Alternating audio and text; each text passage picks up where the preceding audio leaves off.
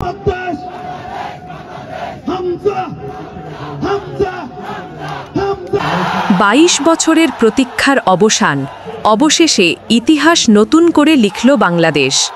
২০০৩ সালে সাফ চ্যাম্পিয়নশিপে ঢাকায় ভারতকে হারানোর পর দীর্ঘ ২ দশক যেন এক অনন্ত অপেক্ষা। তারপর বারবার সুযোগ এসেছে, কিন্তু সেই দেয়াল কখনো ভাঙা হয়নি। আজ এশিয়ান কাপ বাছাইয়ের শেষ হোম ম্যাচে সেই দেয়াল ভাঙলেন হামজা, মোরসালিন ও পুরো বাংলাদেশ দল। দৃঢ়তা, লড়াই আর বিশ্বাস সব কিছুর সমন্বয়ে ১-০ গোলের জয় তুলে নিল লাল সবুজরা। গ্যালারিতে তখন হাজারো কণ্ঠে একই সুর, বাংলাদেশ বাংলাদেশ।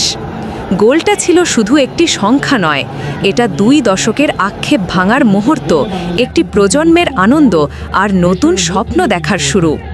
ভারতকে হারিয়ে বাংলাদেশ জানিয়ে দিল, আমরা বদলে গেছি, আমরা সামনে এগোচ্ছি।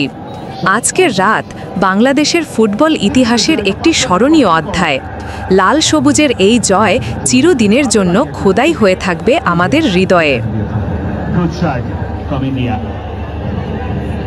প্রতিদিন এমন উল্লেখযোগ্য নিউজ পেতে আমাদের চ্যানেলটি সাবস্ক্রাইব করুন।